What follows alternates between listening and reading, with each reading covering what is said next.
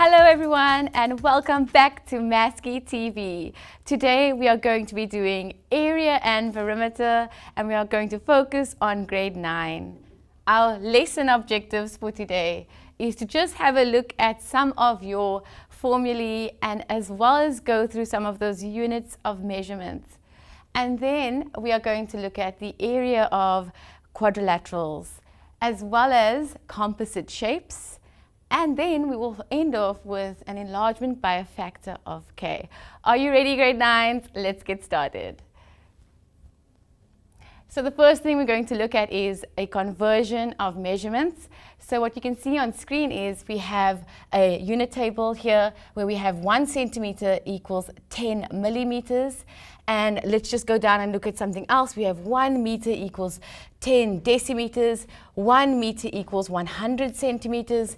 This is important to know, this is important to memorize, because if we are converting from millimeters to centimeters, we need to know that we need to times by 10, right? And if we are converting from a meter to centimeters, we need to times by 100, right? So, if we're converting from millimeters to centimeters, we need to divide by 10. If we're going from centimeters to millimeters, we are going to times by 10. Okay, so it's important for us to know our tables because whenever we are working with area and perimeter, all our measurements must be in the same units. All right, just quickly a reminder of the formulae that we should know from grade 8 and also some new ones in grade 9. And so we have our square, we have our rectangle, we have our triangle, and then we have our circle. And the dimensions on these shapes are very important. So our square we know has all sides equal and we're looking at the side, that one side. Our rectangle, we know we have a length, a breadth, and we have an equal length over the opposite pairs of 2 lengths and an opposite pair of 2 breadths. And then in our triangle, we have a perpendicular height that is important for our formula as well as our base. And then in our circle, we need to know our radius or our diameter. Our diameter is double our radius. Okay, let's look at those formulas. So the area, remember the dimension for a square that's important is the side. So if we want to find the area of a square, we simply multiply the side by itself, side squared. For a rectangle, we are looking at 2 dimensions, length and breadth, and so we are looking at length times breadth to get the area of our rectangle. And the triangle, very important, we always put perpendicular height there because the height must be perpendicular to the base. It must be at a right angle to the base. And then we have our circle, where we introduce pi, and we have pi times our radius. Our radius is from the center to the circumference, and we square our radius. Pi r squared is our formula for the area of a circle. Now let's look at perimeter quickly. We're just reminding ourselves of those formulas, and we have perimeter. Now because we have a side, we have 4 sides in a square, and all sides are equal, so we are simply going to say our side times 4. And then when we have a rectangle, we have 2 lengths that are equal and 2 breadths that are equal. So when we add up all the sides, remember what is perimeter? Perimeter is the lengths of the surrounding areas of our shape. So we are adding up all the sides of our shape. So we're going to have 2 lengths plus 2 breadths. And then our triangle, we need to know all the lengths of all the sides because we could have a scalene triangle that has all different sides. So we need to add up all the lengths of all the different sides. And then for a circle, we actually call the perimeter of a circle the circumference. And that we say is 2 times pi times r. So the perimeter of a circle is the circumference. And some people also like to call it pi times the diameter, pi times the diameter. And that is because the diameter is equal to 2 times the radius. And if my circumference is 2 times pi times r, then 2 times r is in fact my diameter. Okay, we are now going to have a look at something that's also very important too. Area and perimeter. When working out side lengths, it's important to know the theorem of Pythagoras.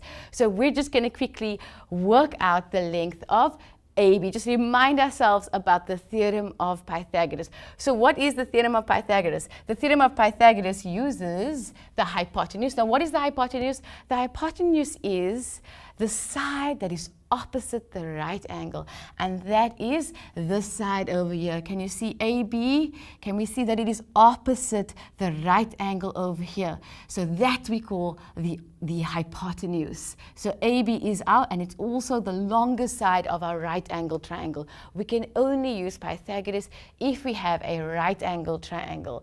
And what is Pythagoras? Pythagoras states that the hypotenuse squared is equal to the sum of the squares of the other two sides. So that means that AB squared, AB, this side over here, right, AB squared, let's highlight it, AB squared, which is this, right, our hypotenuse squared will equal to the sum, right, this AC, that's this side over here, squared plus BC squared. So that's 6 squared. Let's work out the length of AB using Pythagoras. So we already know that AB squared is equal to AC squared plus BC squared, and we are using Pythagoras, so we give our reason, and now we're going to substitute in the values there. So we have AC is 8,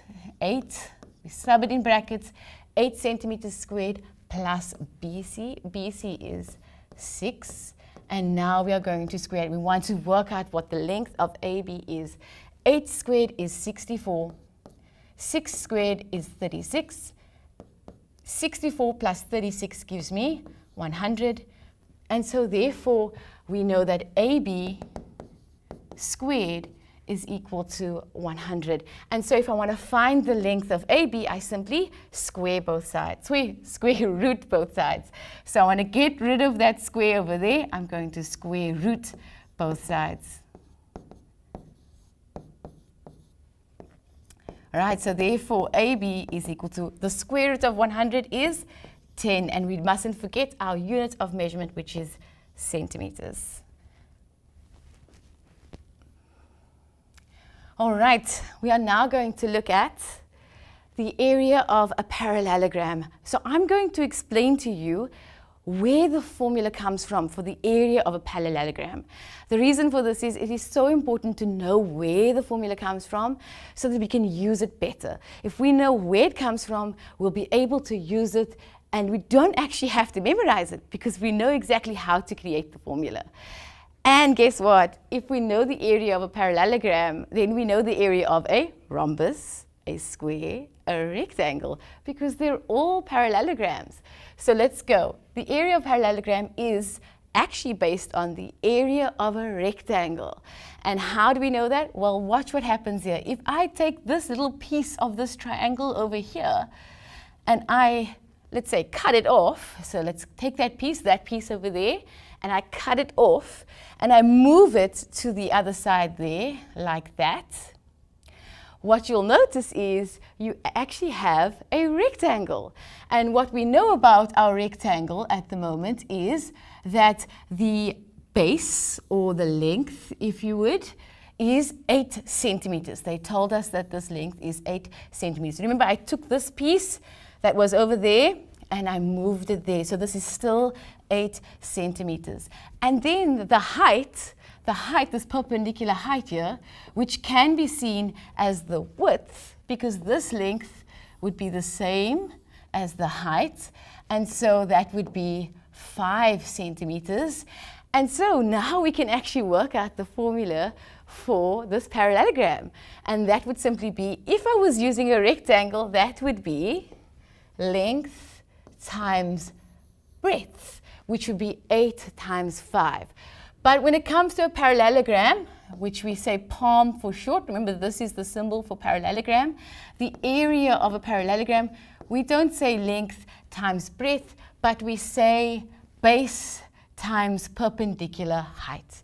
So we'll say base times perpendicular height. And that is because when we are given the parallelogram, we see it as a base over here. Let us just get rid of all of that. We see it as a base. This is your base. And this is your perpendicular height. That's how we see it. But we know that if we cut off that piece and we move it there, we actually have a rectangle. All right, so let's work out our area for this parallelogram over here. If we are using base times perpendicular height, then what do we have? We have our base is 8, our height is 5. And 8 times 5 gives me 40. So we have 40 centimeters. And because we are dealing with area, it is 40 centimeters squared. All right, let's have a look. Let's see, area of parallelogram is our base times our perpendicular height. And when we sub it in, we get 40 centimeters squared. Okay, one more that we're going to show you where the formula comes from. And that is our area of a trapezium.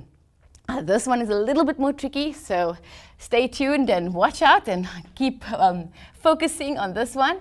Our area of our trapezium is made up of, and I'm going to put the formula already on there so we can see what the formula looks like. And now I'm going to show you where it comes from. So the area of a trapezium, the formula is half A plus B times the perpendicular height. So A is what? A is in fact, now remember, what is a trapezium? A trapezium is a quadrilateral with one pair of parallel sides.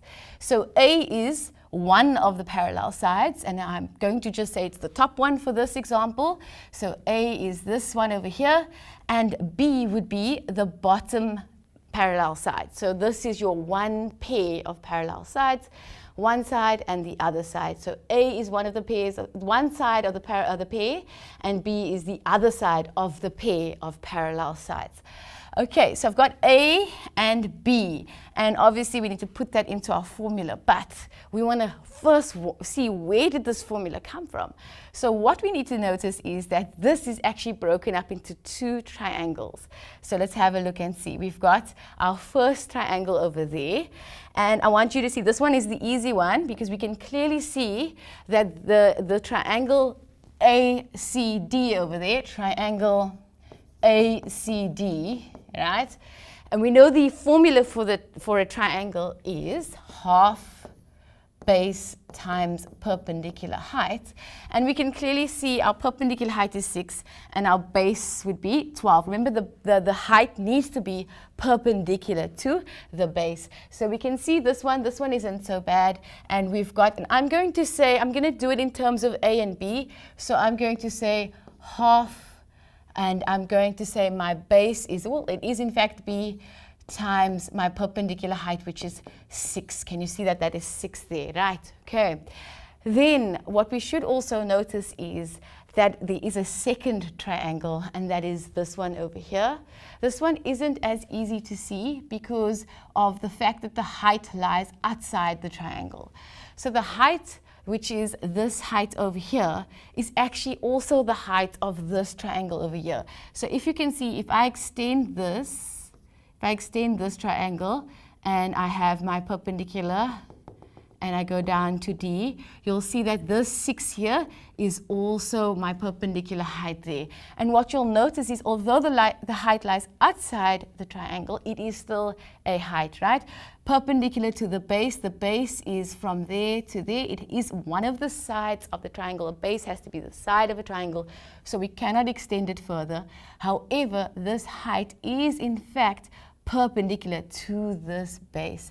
And so what we have over here is we have the area of triangle, it is ABD is equal to half, and I'm going to leave it in terms of A and B, so it's half A, because A is your base, right? A is your base, okay? Half A times my height. My height is still 6, so my height is 6. I'm actually going to remove the 6 there, and I'm just going to write height, because our heights are in fact the same. So I'm going to say height. I want to show you first where the formula comes from, and then we can work out this specific example. So what do you notice about this? If I want the area of this trapezium, I simply need to add the two areas of the two triangles together. So that means I'm going to add triangle ACD plus triangle ABD. And that's going to give me half B times, I'm going to say height, plus half A times height, right? And what do we notice? What do we notice about this is we start to see that there are some things that are common in our two terms that we have over there. And the two things that are common is the half and the H, and we can take it out. So if we take the half and the H out as a common factor, remember if we take it out of this term, what's left? If I take the half out, there's a 1 in place of the half, so it's 1 times B. And if I take the H out, there's a 1 in place of H, so it's 1 times B. So what's left on the left-hand side is simply just B. And on the right-hand side, if I take a half H out, I simply have A over there, right? So what do we see? A half times height multiplied by B plus A or A plus B. And that is simply where the formula comes from. Let's work out the area of the specific trapezium. Right, so I'm going to use the formula. I'm going to say the area of ABCD equals half, and I'm going to say A plus B times my height. And I've got half, A is 8, B is 12, and I'm timesing it by 6. So I've got 8 plus 12, which is 20. If I half that, I've got 10, right? So I've got half times 20. That's half of 20 is 10. So I've got 10 times 6. And 10 times 6 will give me 60. And we're working in centimeters, so it's centimeters squared. And that is where the area of your trapezium comes from.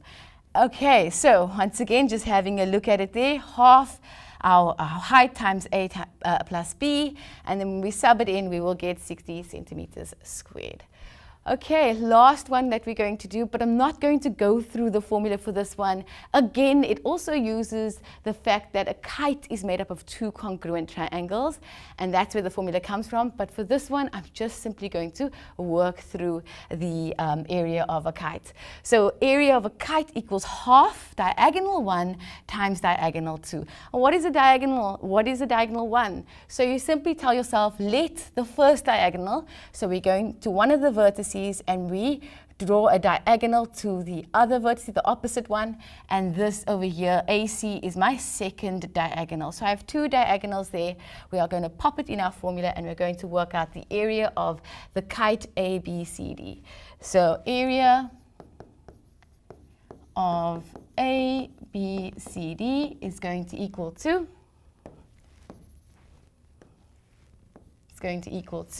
and remember we're going to use the formula, so it's half diagonal 1, and as you can see, I've highlighted what my diagonal 1 is. It's from B to D, so I know the 6 is here, but it's the whole side is actually 6 centimeters, so that is 6 times, and my second diagonal is from A to C, which is in fact 12 centimeters, so that's 6 times 12. Right, and we're going to half that. So 6 times 12 is 72. 6 times 12 is 72, and half of 72 is in fact 36. So we have 36, and remember it is area 36 centimeters squared. And if you want to have a look at the formula explanation, we have a lovely explanation in our platinum textbook on page 150. You can work through it, see where does the formula come from, see how do they use the two triangles to get the formula. Right now, I'm going to give you guys a short break, but before we do, let me just explain this question. So the area of the shaded region is this pink area over here. I'd like you guys to do this question and try to work out the area of the shaded region. I don't want you to use a calculator, so I want you to use pi as 22 over 7 because we are working with a circle, and I want you to have a go at it, and we'll go through the answers in a short bit.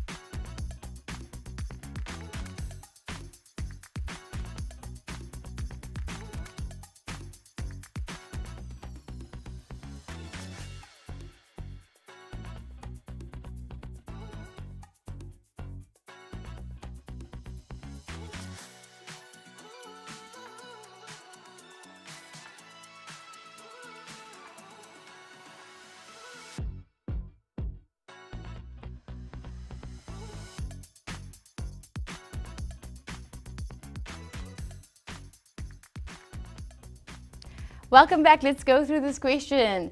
So I hope you had tried it out, and let's go through it. So first of all, we have the shaded area over there. So how do we get the area of the shaded region? Well, we need to know that the circle is inside a square. And if the circle is inside a square, then we can work out firstly the area of the square,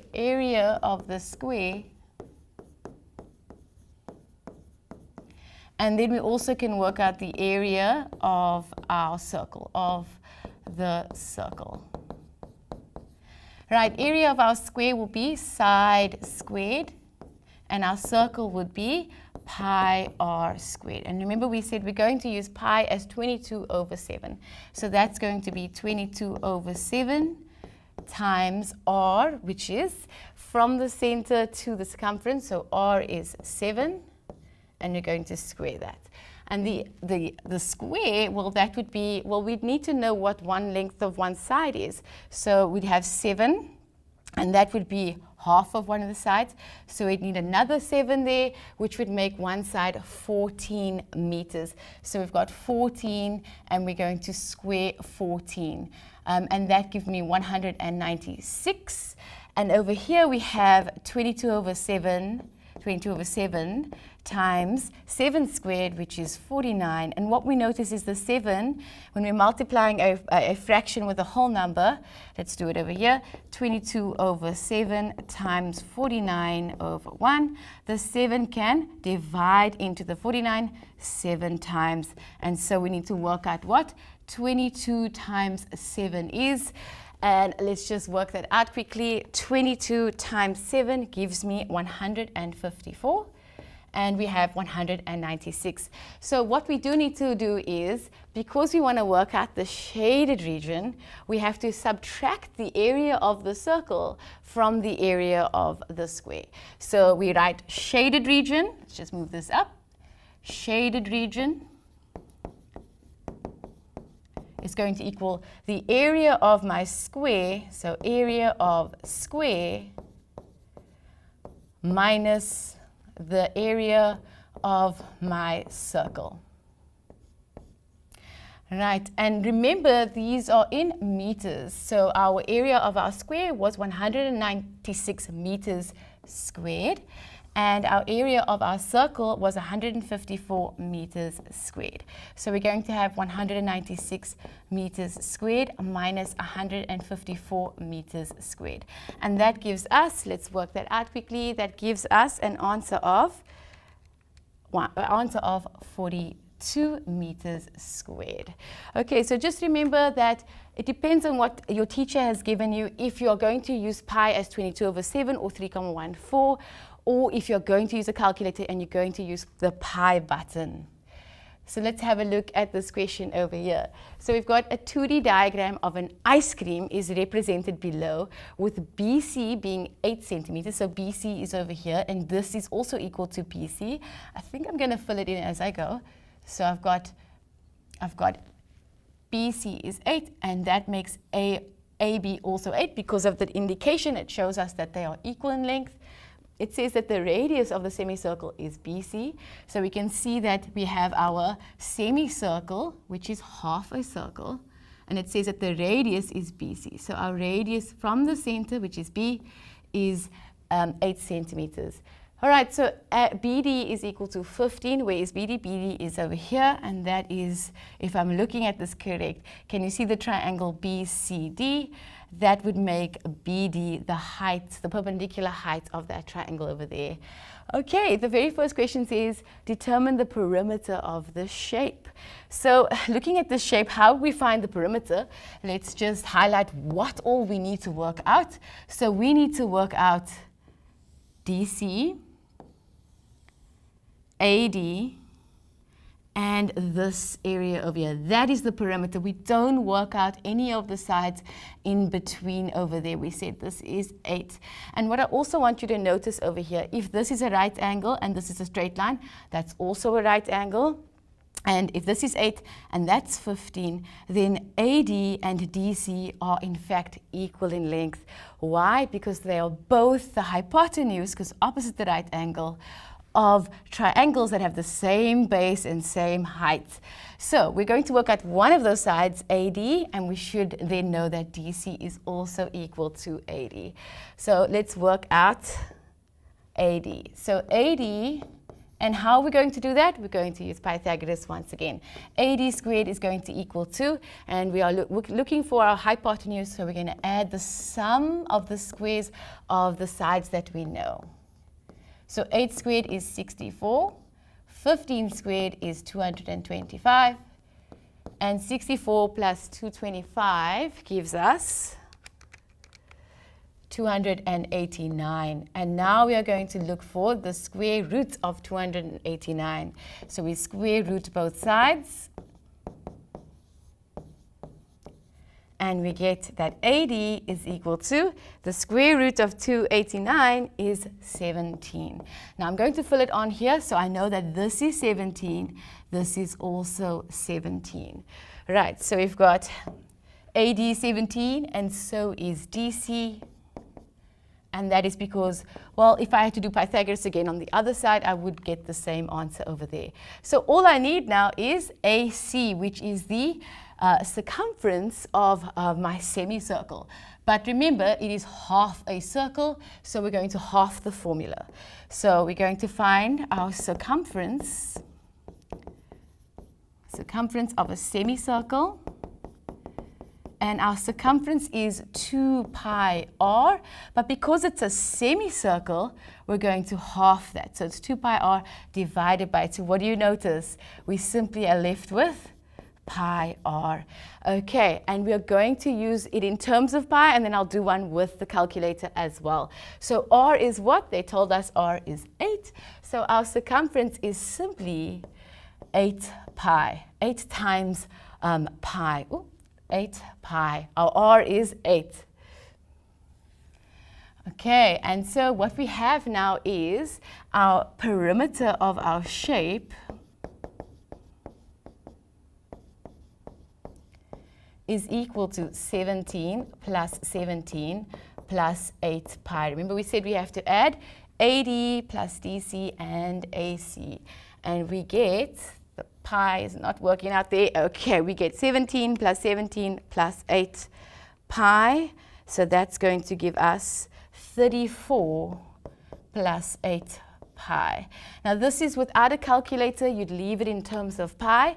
But if you wanted to work it out with a calculator, don't forget to use your pi button. So you say shift and then you work it out like that. Let's see if I have it here on the board for you. Here we do, 59,13, and it would look like this on our calculator, 8 pi plus 34. So it is, or I'm going to write or 59,13, and don't forget we are going to say centimeters, and it is centimeters because it's just perimeter. Okay, the last thing we're going to do today is we're just going to compare the enlargement, and that is when we have an enlargement by a factor of k. I'm giving you one example. For example, here I have 3 and 5 as my breadth and my length, and my perimeter of that would be 16, right? 5 plus 5, 3 plus 3. Let's write it in quickly so you can see it. I've got 5 here and 3. If I add that up, I get 16. If I get my area, which is 5 times 3, I have 15. But if I double that, if I double my dimensions, what would that look like? That would look like this. I have 6 and 10. And what would my perimeter and my area look like? Well, if I add the 6 plus the 10 plus the 10 and the 6 over there, my perimeter is now 32 centimeters. But my area is 10 times 6, which is 60. So what happened here?